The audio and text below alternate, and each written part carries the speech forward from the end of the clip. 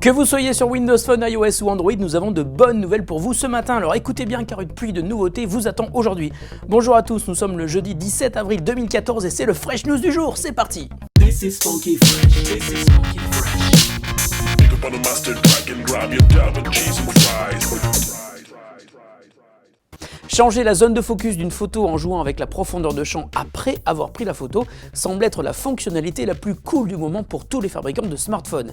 Elle a été inventée par Lytro, un appareil photo à la forme atypique, puis reprise par Nokia et désormais tous les constructeurs s'y mettent, comme Samsung sur le Galaxy S5 ou HTC sur le One M8.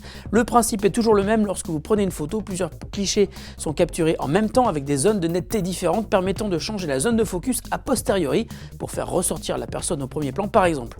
Le but est évidemment de se rapprocher de la qualité optique des réflexes, avec cependant des résultats pas toujours très convaincants selon les smartphones. Désormais, quelle que soit la marque de votre mobile sous Android, vous allez pouvoir vous y essayer, car Google vient de sortir son application Appareil Photo Google, désormais capable de faire du refocus. On remarquera également que l'appli photo de Google propose d'autres fonctionnalités issues de son Nexus 5, comme le mode photosphère et panorama. Seule restriction pour installer cette application, votre smartphone doit être obligatoirement équipé de Android KitKat. Votre appareil sur iOS sera bientôt capable de reconnaître une chanson, il suffira de lui dire quel est le morceau qui passe en ce moment. Et grâce à Siri, votre mobile ou tablette Apple sera capable de l'identifier. Et je sais ce que vous allez me dire, mais on connaît ça, Shazam est le champion de la discipline. Oui, mais cette omniscience devrait très bientôt être directement intégrée dans iOS, c'est l'une des nouvelles compétences de Siri, l'assistant vocal de l'iPhone, l'iPad et l'iPod Touch. L'info est avancée ce matin par Bloomberg qui croit savoir qu'un partenariat aurait été signé entre Shazam et Apple, ce dernier intégrant la technologie du premier nativement dans iOS lors d'une future mise à jour du système d'exploitation mobile.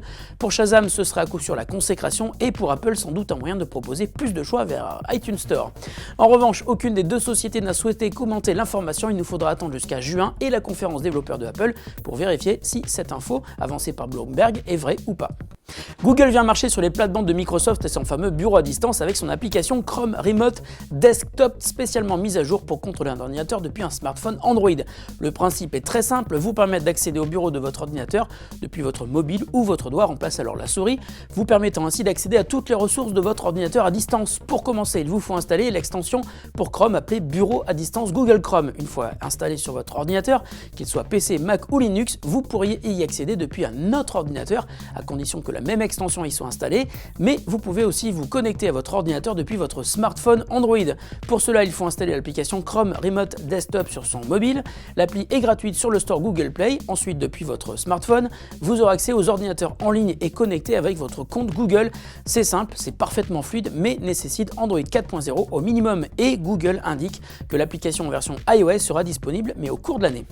La question du jour nous vient de Jordan qui aimerait bien pouvoir utiliser Cortana sur son Windows Phone. Ce que l'on en a vu est assez impressionnant, très efficace, mais pour l'instant, l'assistant vocal de Windows Phone 8.1 est réservé aux utilisateurs américains du mobile.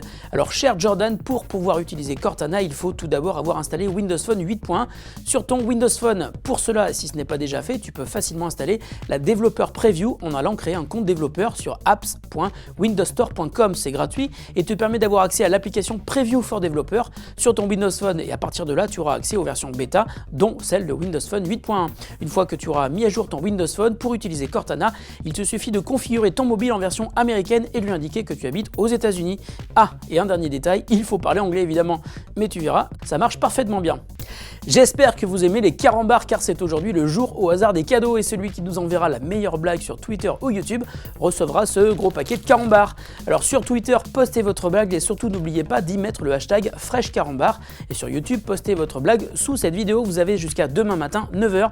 La dernière fois on s'est bien marré, alors faites-nous encore rire aujourd'hui. Fresh News c'est terminé, on se retrouve demain pour le Fresh News du week-end. Salut à tous et bonne journée!